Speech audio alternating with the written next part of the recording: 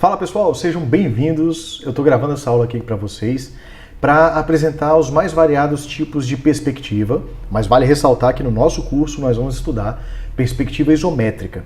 Mas é legal a gente saber o que é uma perspectiva cônica, o que é uma perspectiva cavaleira, o que é uma perspectiva militar. Eu estou gravando aqui até porque na live ontem ela deu um bugzinho, eu não consegui trazer isso para vocês de uma forma tão eficiente. Então eu estou gravando aqui rapidamente para poder fazer um bem bolado de uns 10, 15 minutos sobre esse assunto, tá bom? Senhores, olha só, quando a gente fala de representação de peças em 3 dimensões, quando eu falo de dar aquele aspecto de desenhar uma peça volumétrica num plano 2D, o que é um plano 2D, professor, pelo amor de Deus? Uma folha A4 pode ser um plano 2D. Você desenha uma peça ali que dá um aspecto de que ela é volumétrica, né? Mas foi tudo desenhado no mesmo plano. Quando eu falo desses tipos de representação, eu estou falando literalmente de estudo de perspectiva, de representação em perspectiva. E existem vários tipos de representação de peças em perspectiva. A perspectiva cônica, a perspectiva axonométrica ortogonal, a perspectiva axonométrica oblíqua, e cada uma dessas duas últimas que eu falei ainda tem os seus tipos. Da ortogonal, por exemplo, isométrica, dimétrica, trimétrica. A oblíqua tem cavaleira e militar. Então minha ideia é mostrar hoje para vocês o que são essas perspectivas, beleza? Para vocês compreenderem e ressaltar que a isométrica é a que nós mais vamos utilizar. Então eu chamo vocês aqui para me acompanhar e continuar nessa aula. Basicamente, pessoal, a gente vai começar aqui a introdução, né? Basicamente, quando eu falo de perspectiva, eu tenho que responder uma pergunta. Professor, o que seria uma perspectiva? Perspectiva, grossamente falando, seria uma forma de representar uma peça tridimensional no plano 2D. Professor, o que é um plano 2D, por exemplo? Uma parede, imagina a parede do teu quarto, da tua casa ali. Se você desenhasse alguma coisa ali com aspecto volumétrico, como se estivesse saindo da parede, eu estou representando ali uma perspectiva imputada numa parede, tá bom? E a parede seria o meu plano de projeção. Então, quando eu represento uma peça exatamente como o olho humano enxerga ela no plano de projeção, eu tenho ali uma representação de peça em perspectiva, tá? E, como eu falei para vocês, existem alguns tipos. Nós vamos ver um pouquinho a perspectiva cônica ou central, a perspectiva axonométrica do tipo ortogonal, que ainda tem as suas derivações isométrica, dimétrica ou bimétrica e trimétrica. Tem também a perspectiva axonométrica oblíqua do tipo cavaleira e do tipo militar. Eu vou comentar um pouquinho sobre cada uma e daí a gente parte já para a aula seguinte, né? Que já são o desenvolvimento das perspectivas aí na prática. Beleza, pessoal? Então, olha só, quando eu falo desse monte de perspectiva, o cara pensa, pô, beleza, professor, mas na prática, o que isso quer dizer? Dá uma olhada nisso aqui, eu tenho uma peça representada em perspectiva cônica, uma em perspectiva cavaleira e uma em perspectiva isométrica. Obviamente que trata-se da mesma peça, que é um cubo, mas obviamente dá para ver que elas são diferentes entre si na forma de representar, né? E a isométrica, se vocês observarem bem, é a que mais traz próximo do que o olho humano enxerga, certo? Então, por isso que esse modelo de representação de peça em perspectiva é utilizado em 90% aí dos projetos em todo o globo terrestre. Então, a preferência aqui nos projetos da indústria é a perspectiva isométrica. Não que não possa usar uma cavaleira, até uso, eu vou falar para vocês as condições. Uma militar, por exemplo, que em outras condições que eu também vou mencionar para vocês, mas em projetos a gente usa muito a perspectiva isométrica, tá bom? Então, assim, eu vou começar o nosso estudo falando das peças que são representadas em perspectivas baseadas em projeções cônicas. Professor, buguei, o que isso quer dizer?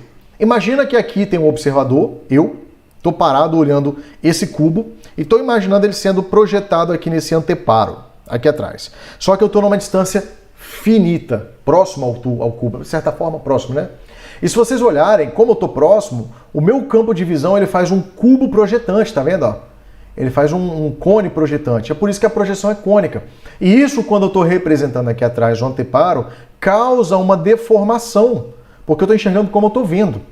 Então causa essa deformação. Ela não é muito usada no caso da mecânica justamente por isso, né? Por enganar, por atrapalhar a imagem que está sendo representada. Mas ela é muito utilizada em outros segmentos. Por exemplo, aqui, ó, mapa cartográfico, né? É como se eu tivesse posicionado aqui em cima da Terra, né? Mais ou menos aqui flutuando, voando, levitando, que seja, olhando para a Terra. Aí eu imagino os extremos da Terra tocando num cone imaginário, eu consigo ver a Terra. Isso causa um outro efeito, tá, gente?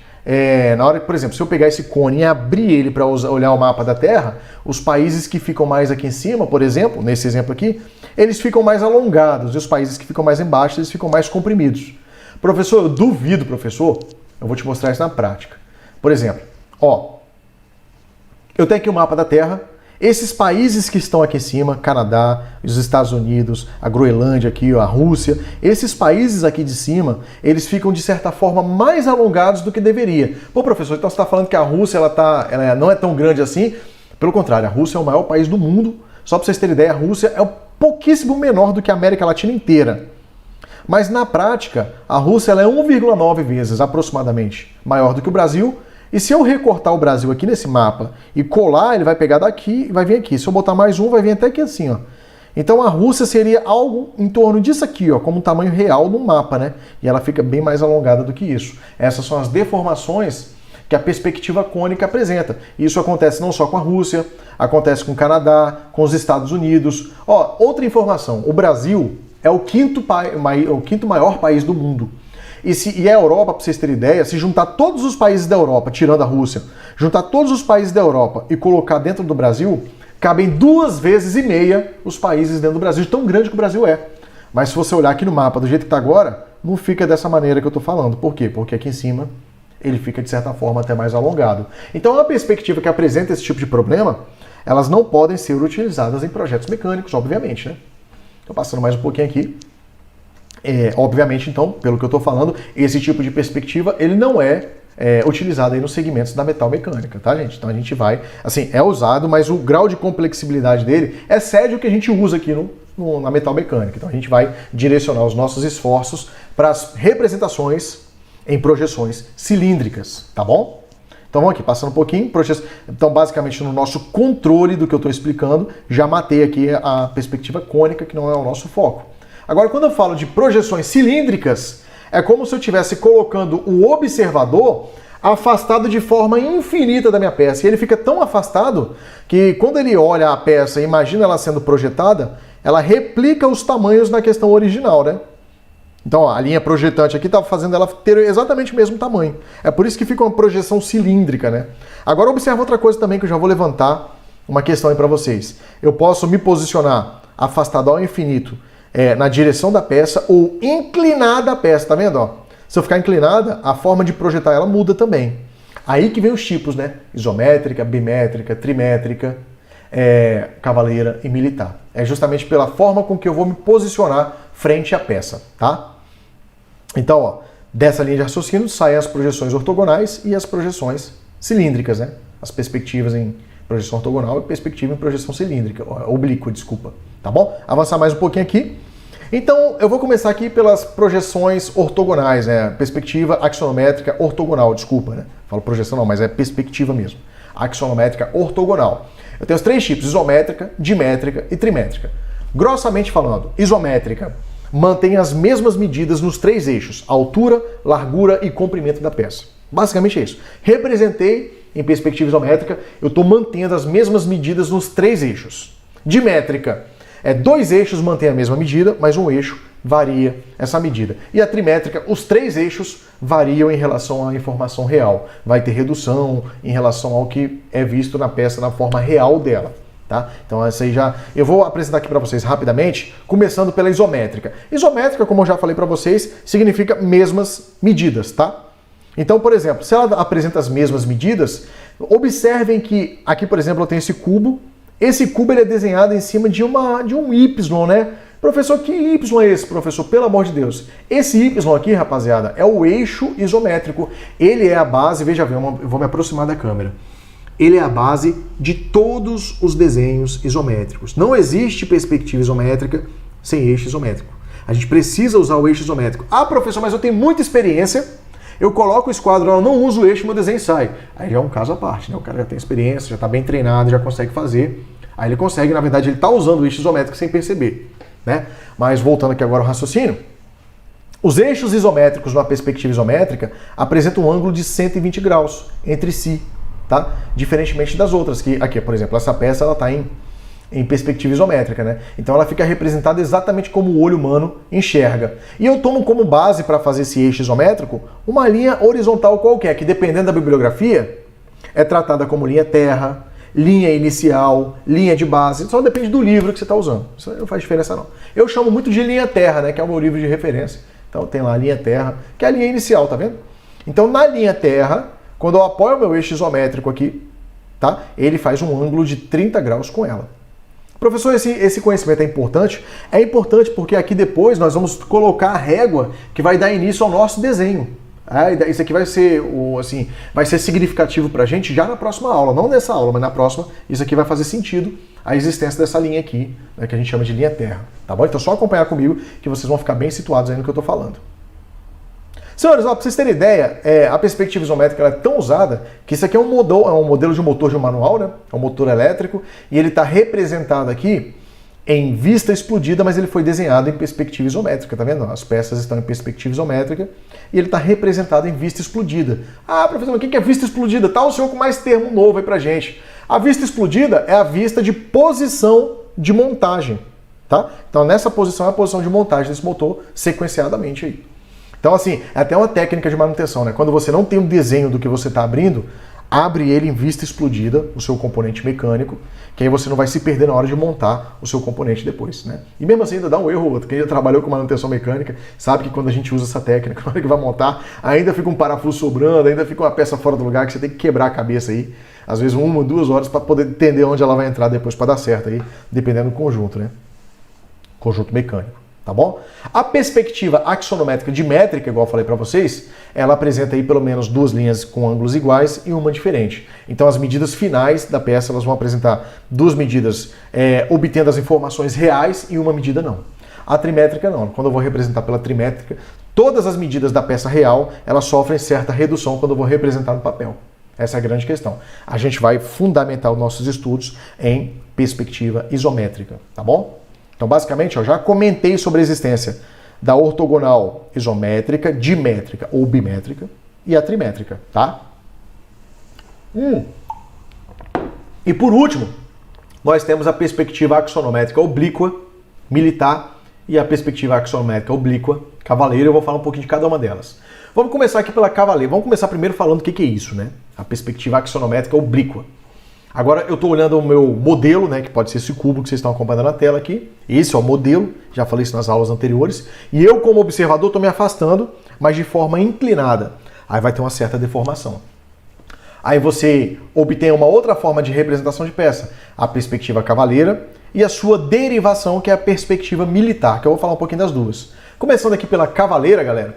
Dependendo da forma que eu me posiciono em relação à peça e fico de lado em relação a ela, eu vou ter variações aqui, ó, no desenho em 30 graus, em 45 graus. Olha a linha fugitiva aqui, ó, que vai lá para trás da peça. Ela me fazendo aqui um ângulo de 45, olha, 60 graus, como é que ela vai reduzindo o tamanho dela, tá vendo? É a perspectiva cavaleira. Dependendo de como eu me posiciono em relação à peça, eu vou tendo esses ângulos diferentes, 30, 45, 60, como forma de representação, e isso vai causar impacto no desenho da peça final. Tá? Ó, só para vocês terem ideia, professor, então não vale a pena eu desenhar esse tipo de representação. Ele é muito indicado, sabe para quê? Para você mostrar eixo, por exemplo. Ó. Esse eixo desenhado aqui, você conserva a informação frontal de diâmetro e desenha ele aqui, ó, em perspectiva cavaleira. Se vocês observarem, ó, a 30 graus ele vai apresentar um comprimento, a 45 outro, a 60 outro. Então isso são os impactos que o ângulo causa em relação ao tamanho final que o olho enxerga, né? E isso fica muito bem evidenciado aqui nessa tabela. Uma perspectiva cavaleira, por exemplo, a 30 graus, a largura e a altura mantém o tamanho original. No entanto, a profundidade, ela fica aqui, ó, 2/3 do seu tamanho real. Ó. Dá para você perceber que a 30 graus ela vai ter um tamanho, a 45 graus ela fica metade do seu tamanho real. Ó. Então aqui, ó, fica metade do tamanho real. E a 60 graus, gente, ela vai ficar 1/3 do tamanho real. Olha que doideira. 1/3 do tamanho real. Olha como diminuiu. Tá? Isso que a representação em perspectiva cavaleira causa na peça. Ó, por exemplo, esse prisma rebaixado a 30, rebaixado ele foi representado numa perspectiva cavaleira, aonde a informação da parte da frente é conservada, mas o que projeta aqui para trás, a 30 graus, teve uma redução de 2/3. Agora, a 45 graus ficou metade do tamanho real, ó, como é que já muda. E a 60 graus, ó, como é que fica bem diferente, tá vendo? Então isso que a perspectiva cavaleira causa nas peças. Agora, a perspectiva militar. Galera, a perspectiva militar ela é uma derivação da perspectiva cavaleira. Ela também é uma projeção oblíqua, tá? E ela dá aquela sensação de que a peça está saindo da folha. Professor, mas isso é possível, professor? Sim. Em relação à folha para cima, eu tenho um ângulo de 225 graus. A nossa traçagem ela tem que obter esse ângulo. E é isso aí que eu vou mostrar para você. A perspectiva militar ela tem uma característica de ser uma vista de sobrevoo. Obviamente que você já deve ter pensado, já deve ter maldado aí. Então é uma perspectiva perfeita para utilizar em estratégias militares. É uma perspectiva perfeita para você usar em estratégias militares, para poder você avaliar um ambiente, para você avaliar uma região. Só para vocês terem ideia, ela teve o início dela com as tropas napoleônicas, lá no passado, lá no século XIX, quando as tropas napoleônicas subiam aí no alto das montanhas ou em balões para poder observar as cidades que eles iam invadir, eles faziam aqueles rabiscos iniciais, tá? Também foi utilizada em simulações topográficas, principalmente em estratégias militares, então você não vai encontrar isso na indústria. Mas se o camarada discorrer aí pro segmento das Forças Armadas, trabalhar na aeronáutica, no exército da vida, na marinha também, né? Então, se o camarada for trabalhar em uma das três forças, é provável que ele tenha contato aí com esse tipo de representação, tá bom? Senhores, só para vocês terem uma ideia, esse tipo de representação, quando ela é utilizada, ela dá uma ideia muito próxima da real do meu plano terreno. Aí você pode, por exemplo, no caso dos militares, vocês podem desenhar a sua estratégia, calcular tempo de percurso e passar a informação de forma mais precisa. Isso quando você não usa o mapa real, né? Quando você usa um mapa já desenhado ou representativo, tá bom? Ó, só para vocês terem uma ideia de característica, a perspectiva militar, quando ela é desenhada, a superfície dela fica paralela, ou seja, ao mesmo ângulo e afastamento do meu plano de projeção, ó, do plano horizontal aqui embaixo, ela vai ficar o mesmo ângulo de afastamento. Aí eu tenho a perspectiva militar. E para eu obter a perspectiva militar, o que eu tenho que fazer? Eu tenho que garantir que as linhas da minha peça desenhada, elas ficam com um ângulo de 90 graus entre si e que em relação à linha terra, tá vendo? Ó? Ou a linha de base ou a linha horizontal, ela garanta um ângulo de 60 graus e 30 ou 45 por 45. Se eu desenhar com essas características, eu já tenho aí a minha peça representada em perspectiva militar. Pessoal, só para vocês terem uma outra noção também, se eu utilizar a perspectiva militar para desenhar, o eixo Z, tudo que for desenhado nele, que é a linha que projeta para fora, que dá aquele aspecto de vista superior, tem que ser 2/3 do tamanho real, beleza? E uma outra coisinha, se eu vou desenhar com as linhas a 45 graus, já começa, ó, pode ligar a cabecinha, já começa a fazer sentido o pedido do esquadro a 45 graus que eu mencionei para vocês aqui, e o pedido do esquadro de 30 graus, que o outro lado dele é 60, né? Então já dá pra gente usar os dois aqui. Galera, esse é o controle do nosso desenvolvimento. Já expliquei para vocês todos os tipos de perspectiva. Vou falar para vocês também que o nosso foco é a perspectiva isométrica. Então, a partir de agora, nós vamos desenhar perspectiva isométrica. Vou ressaltar, preciso que vocês tenham esquadro, preciso que vocês tenham de 30 e 45 graus, compasso, lapiseira 0,5, lápis 2B pelo menos, borracha para desenho técnico, tá bom? Se possível, uma régua também com a base mais grossa, né? Tipo essa daqui que eu vou mostrar para vocês, ó, com a basezinha mais grossa para apoiar o esquadro nela. Tá? Uma fita crepe que também é fundamental e folha, né? Folha Chamex, folha A4. Se você tiver condição de arrumar uma régua T, uma prancha de desenho técnico, perfeito. Se não tiver, a gente pratica só na régua mesmo, tá bom? Pessoal, era isso que eu queria trazer para vocês. Eu regravei essa aula porque na live lá eu dei metade da aula lá com os meninos e no final das contas, quando eu fui ver, não estava gravando a tela que eu estava apresentando, né?